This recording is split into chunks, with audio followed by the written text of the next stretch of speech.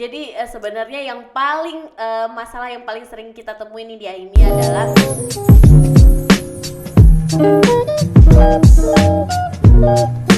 Assalamualaikum warahmatullahi wabarakatuh dan selamat pagi, siang, sore, malam. Selamat datang di Insight Podcast, your go-to health insight. Yeay!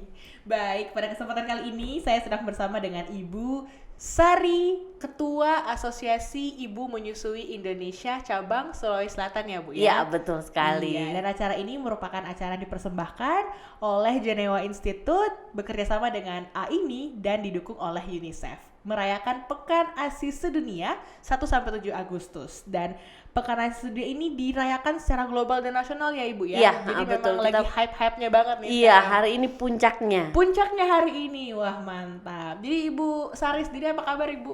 Alhamdulillah baik. Ya santai aja ya, kita bakal ngobrol-ngobrol seputar ASI, eksklusif, dan juga bagaimana sih kegiatan-kegiatan yang dilakukan oleh AIMI mungkin terkait dengan hal ini. Itu enggak sih masuk ya? Enggak masuk ya? Enggak, jadi bukan kegiatan AIMI, di tentang pokoknya cut itu kegiatan AIMI. Nah. Oke deh. Jadi kita mulai mungkin dari hal yang basic dulu nih Bu ya, mengenai tentang ASI nih. ASI, saya pernah dengar istilah ASI eksklusif. Bedanya apa sih Bu sama kegiatan mengasihi seperti biasanya? Boleh dijelaskan nih Bu? Jadi kalau ASI eksklusif itu sebenarnya dia memberikan ASI saja tanpa tambahan apapun dari bayi baru lahir sampai usia 6 bulan. Gitu. Jadi 6 bulan hanya ASI saja. Jadi tanpa tambahan apapun itu baru dikatakan ASI eksklusif gitu. Iya. Jadi sama sekali nggak boleh ada tambahan misalnya madu atau air, nggak boleh sama sekali ya Bu ya? Iya, namanya ASI juga eksklusif. Jadi eksklusif pemberian hanya ASI saja. hanya ASI saja. Dan gimana nih Bu efeknya si ASI eksklusif ini dalam tumbuh kembang bayi untuk 1000 hari kehidupan? Jadi sebenarnya kenapa pemberian ASI eksklusif itu, jadi sudah ada sebenarnya standar pemberian standar emas pemberian makan anak dan bayi oleh WHO ya. Jadi standarnya itu yang pertama adalah IMD ketika lahir atau inisiasi menyusu dini. Yang kedua itu pemberian ASI eksklusif hingga 6 bulan. Ketiga itu pemberian MPASI pada saat bayi berusia 6 bulan. Dan yang terakhir, yang keempat adalah menyusui sampai 2 tahun atau lebih. Jadi fungsinya sebenarnya apa? Jadi memang itu sudah distandarisasi sedunia bahwa pemberian ASI adalah yang terbaik. Dan ini juga membantu sekali, kan sekarang kita lagi marak sekali isu stunting. Nah, ASI ini ternyata baik sekali untuk mencegah stunting malah. Seperti itu. Jadi memang efeknya jangka panjang ya Bu Iya, ya. betul Jadi pemberian sekali. eksklusif hanya 6 bulan ya Bu ya kalau Hanya nggak 6 salah. bulan, ya. Tapi ASI bisa diteruskan sampai 2 tahun atau Sampai lebih. 2 tahun atau Iya. lebih, dibantu dengan MPASI dan Dibantu sebagainya. dengan MPASI. Oke deh. Kalau kita bicara masalah prinsip-prinsip nih Bu, ASI itu pasti ada aturan-aturannya atau bagaimana sih yang secara global nih pengen diimplikasikan di Indonesia? Mungkin Ibu boleh jelaskan lebih lanjut. Kalau mengenai menyusui sendiri kan biasanya ini banyak sekali yang tanya, gimana sih caranya menyusui yang sesuai atau yang baik dan benar. Nah, kebanyakan juga ibu-ibu di Indonesia ini menyusuinya itu kita masih kurang informasi sebenarnya. Nah, kalau untuk menyusui sendiri sebenarnya kita ada namanya posisi dan perlekatan yang benar. Nah, ini yang perlu kita tahu dulu nih sebagai ibu atau calon ibu ya, Iya, insya betul, Allah. insya Allah. Ini bisa membantu kalau kita udah pelajari, itu akan membantu juga buat kita dalam menyusui. Tapi sebenarnya yang paling penting adalah dukungan. Nah, ini yang kadang-kadang kita biasanya missing sebagai seorang ibu. Kita yang mau berjuang sendiri tapi di sekitar kita ini susah gitu, ada bahkan kita tidak komunikasi dengan yang di sekitar kita kayak bapaknya atau mertua atau orang tua. Nah, sebenarnya yang paling penting adalah dukungan dari sekitarnya. Betul begitu. Tapi memang sepenting apa sih selain untuk mencegah stunting ASI ini untuk si bayi untuk 1000 hari kehidupan itu, dan juga sepenting apa dukungan itu? Emang kita nggak didukung ya atau bagaimana selama ini? Kalau ditanya sejauh apa ini? sepenting apa sih sebenarnya? Manfaatnya banyak sekali tentu ya. Karena yang pertama kan kalau dari IMD kita ada namanya hari pertama ada kolestrum ya. Nah itu kolestrum itu ternyata diteliti dia ada banyak antibodi dan sel-sel baik yang bisa didapatkan bayi, dan itu tidak didapatkan dari susu formula sama sekali. Dan ASI sampai 6 bulan itu yang membedakan dari susu formula, di dalam ASI itu kita ada DNA, ada juga sel darah putih, bahkan ASI itu komposisinya dia berubah tiap menit, detik, atau sesuai kebutuhan bayi. Jadi misalnya nih, bayi kita sakit demam, ASI kita tuh akan lebih banyak air untuk menurunkan panasnya. Sedangkan kalau ASI kita kedinginan, ibu-ibu yang di daerah mungkin yang kayak di Eropa atau di daerah dingin, nah itu ASInya lebih banyak mengandung lemak.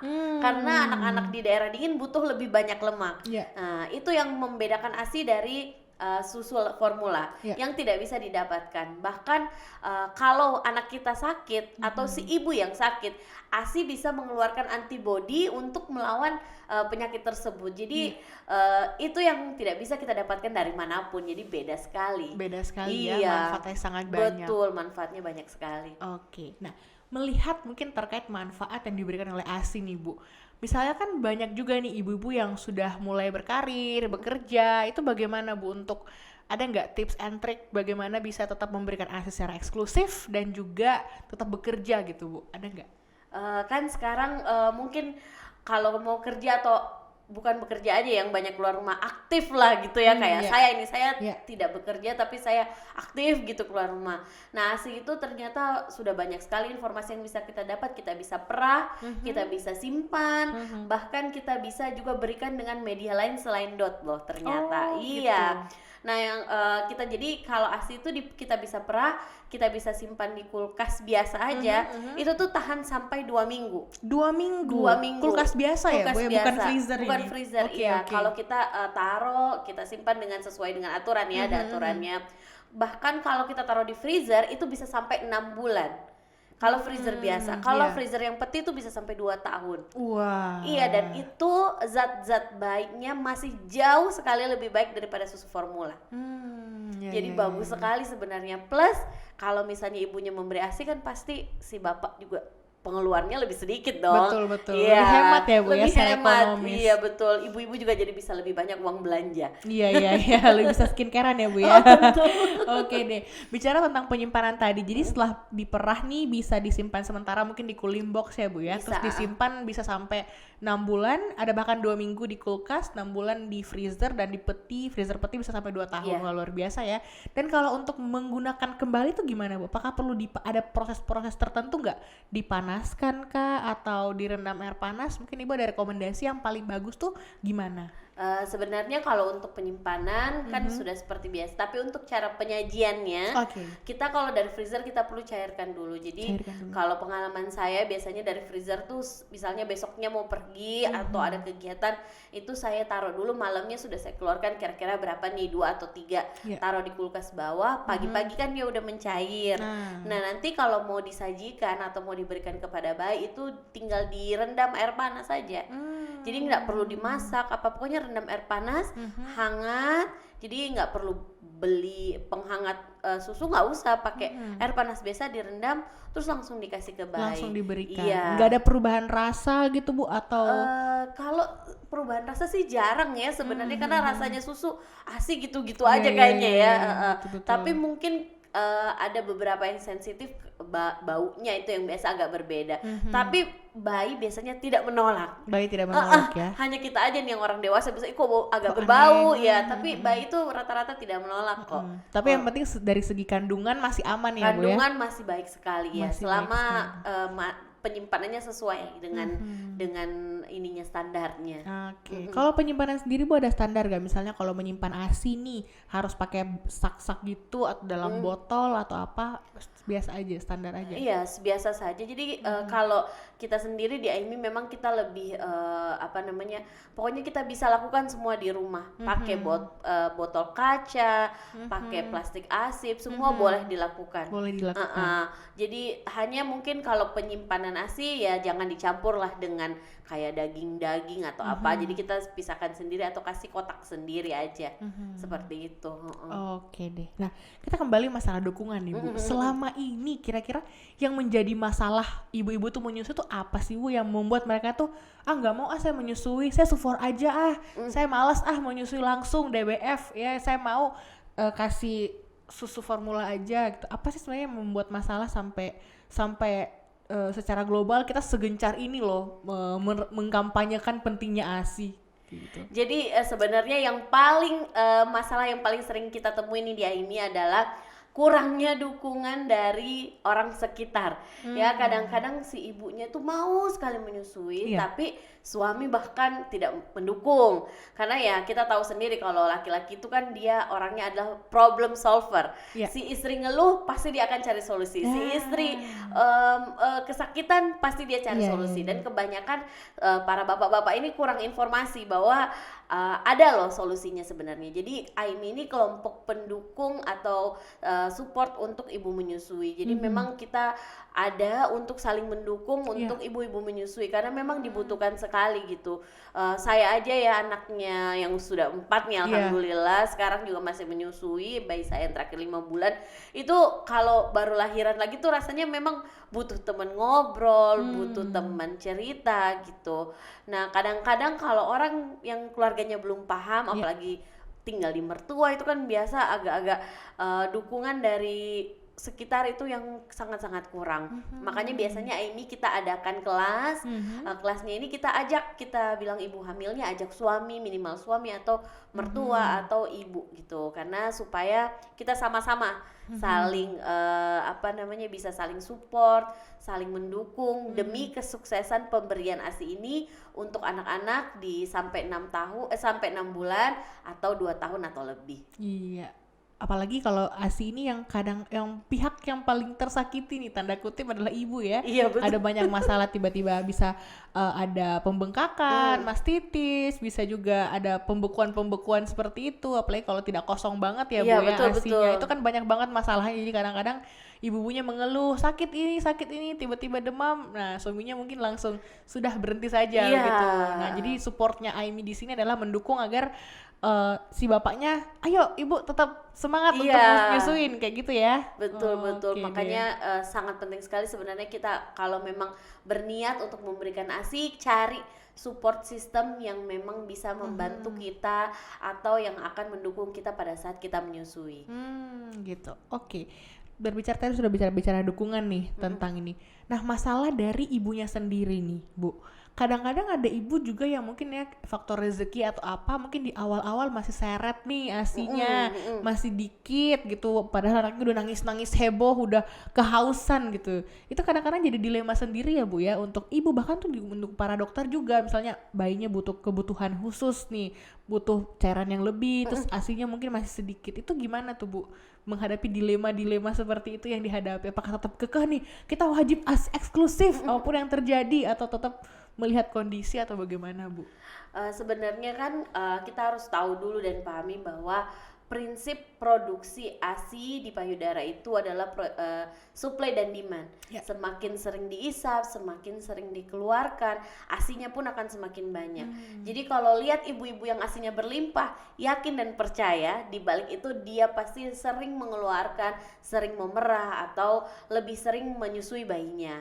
Nah, kalau di 3 hari pertama kita menyusui itu memang ASI kan belum keluar secara sempurna atau hanya sedikit. Kalau kita lihat mungkin ibu-ibu yang punya pengalaman biasanya hanya setetes-setetes, tapi itu bisa distimulus dengan kita menyusui bayi lebih sering atau memerah lebih sering.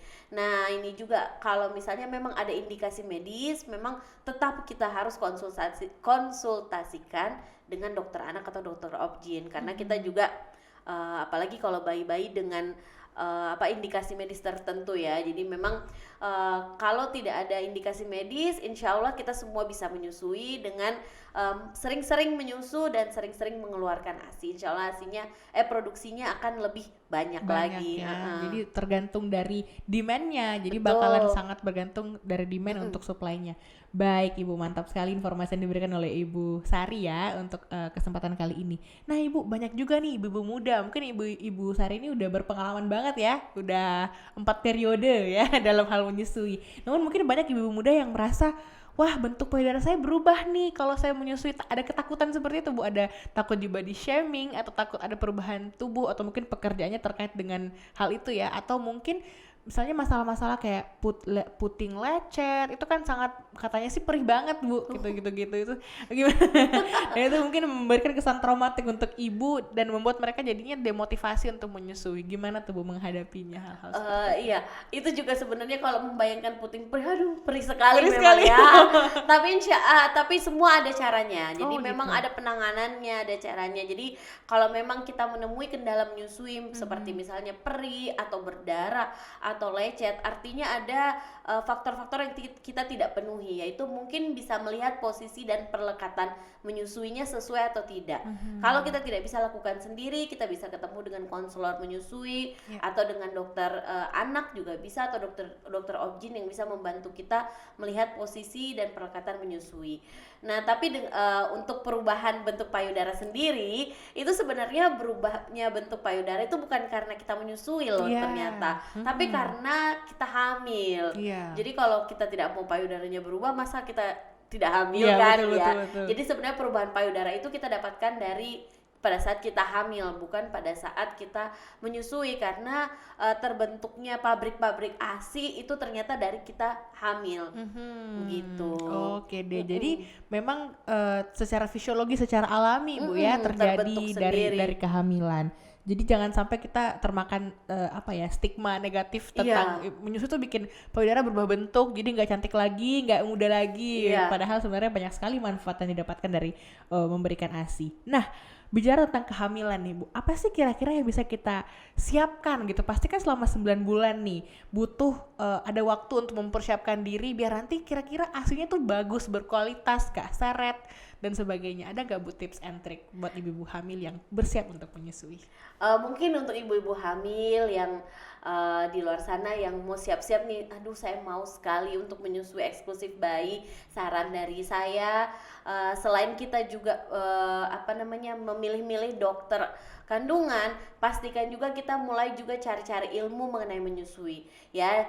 Jadi sambil kita belajar bagaimana menjadi seorang ibu, kita belajar juga bagaimana menyusui.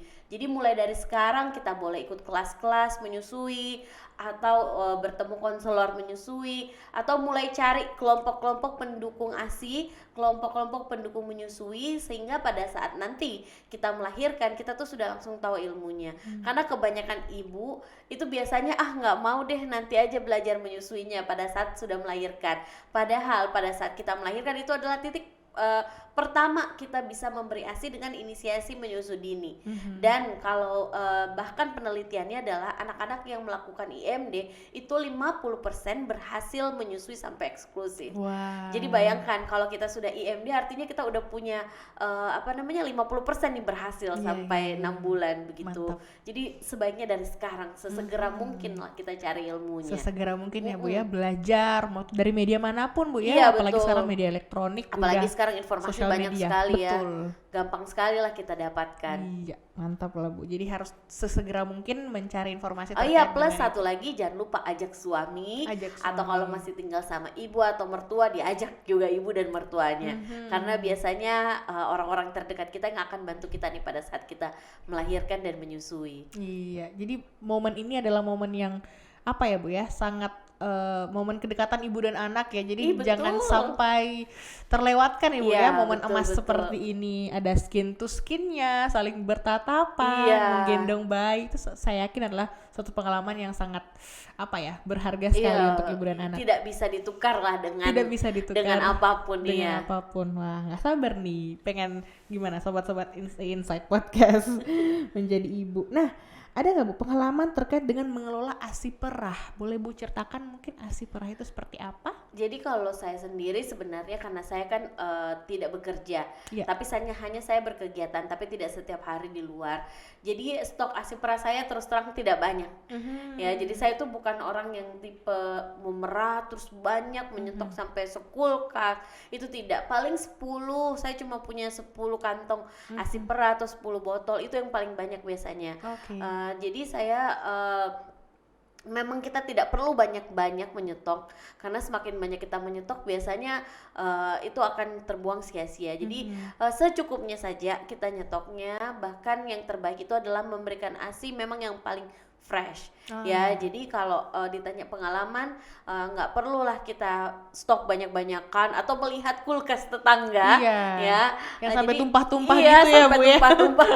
Ya, jadi secukupnya aja, seperlu kebutuhan bayi. Kemudian kalau misalnya memang kita bisa menyusui secara langsung, tentunya lebih baik secara langsung. Karena kan dengan prinsip ASI tadi, ASI itu komposisinya berubah setiap detik, setiap menit, bahkan sesuai kebutuhan bayi.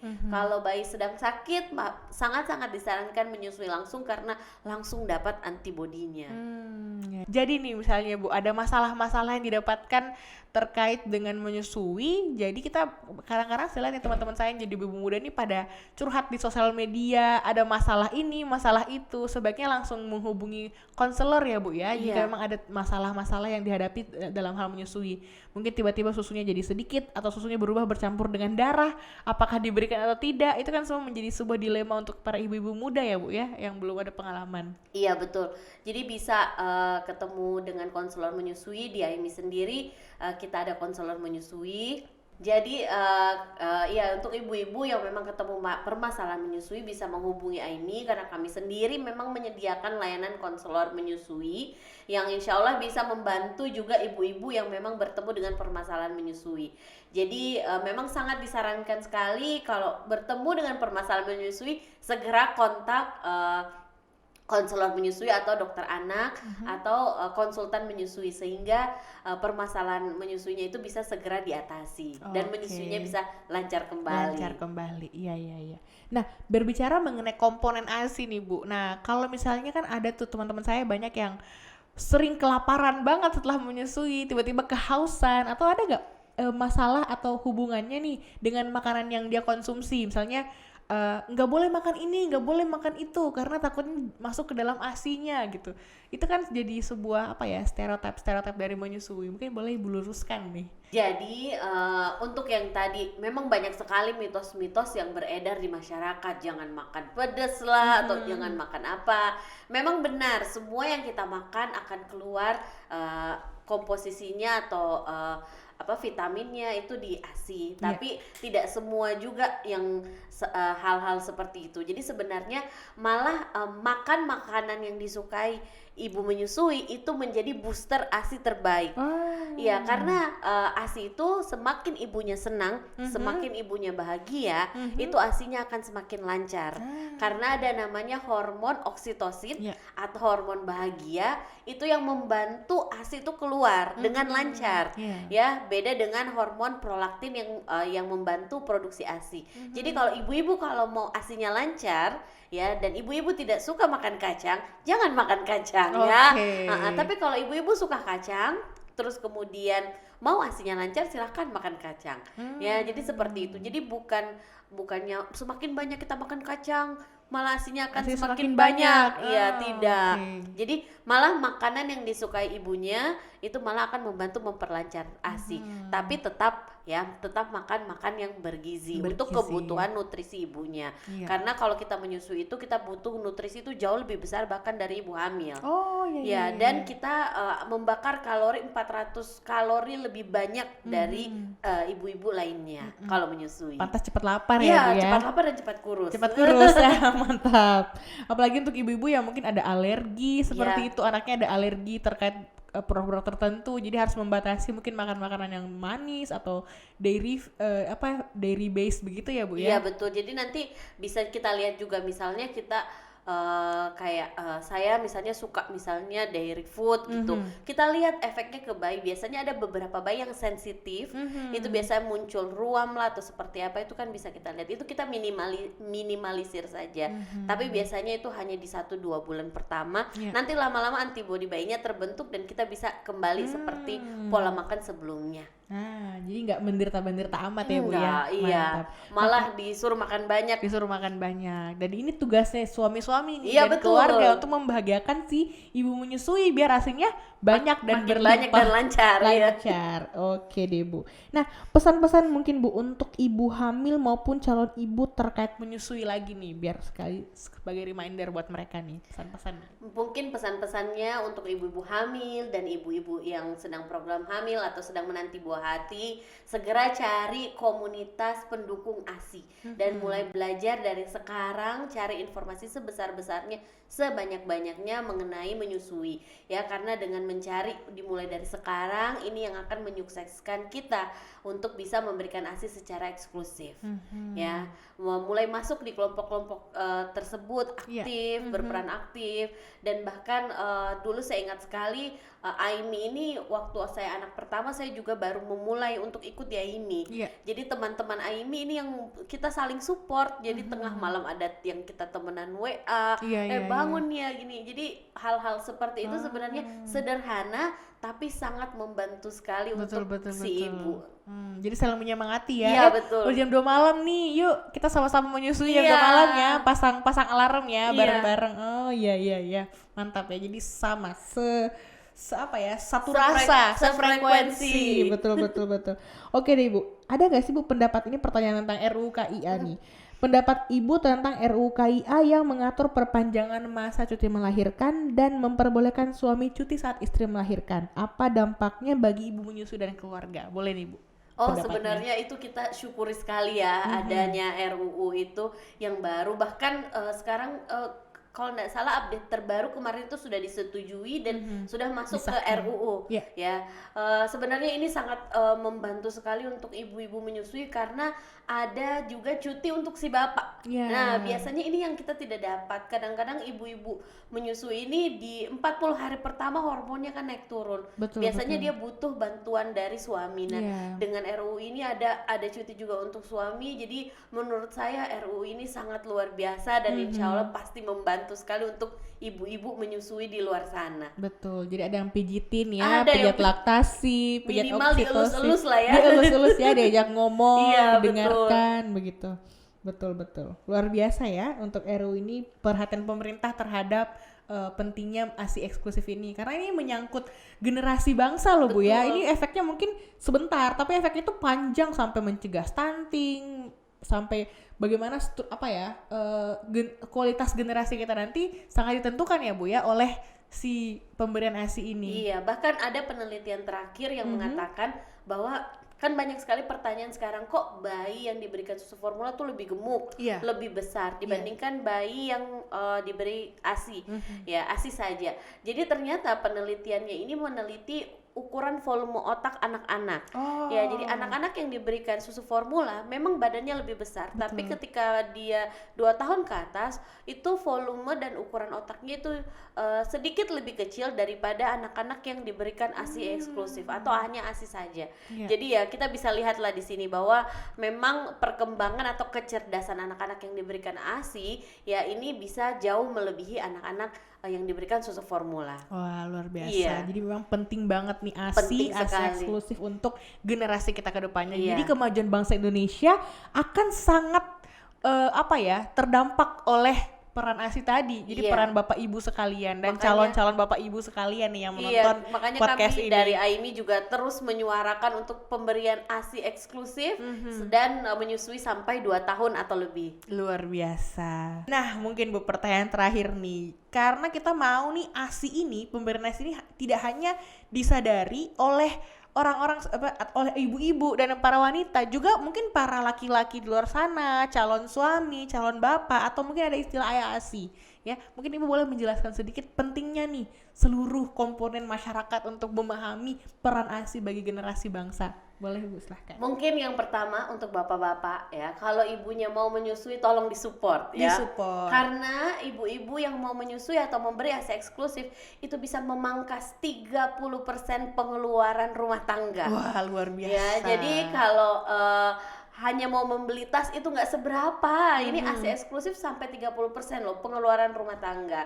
Ya, plus dia juga mencerdaskan anak-anak ya, dan juga anak-anak yang diberikan ASI eksklusif otomatis mendapatkan kasih sayang yang sepenuhnya dari ibunya. Ya, dan untuk negara juga pasti, karena generasi penerus kita pasti akan jauh lebih cerdas.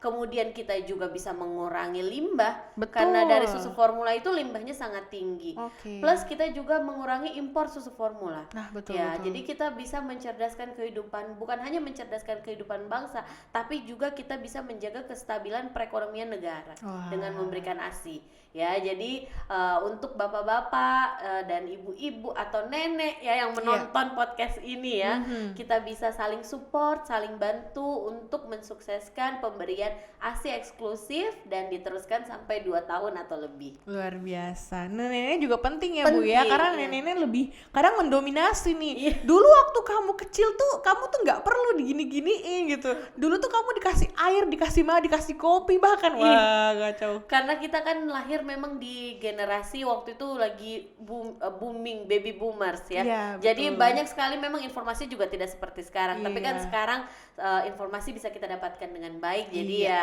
kita sama-sama mendukung ibu menyusui ya. Iya, sama-sama mendukung ibu menyusui. Nah, itulah tadi pembahasan kita terkait dengan pentingnya ASI eksklusif untuk generasi bangsa.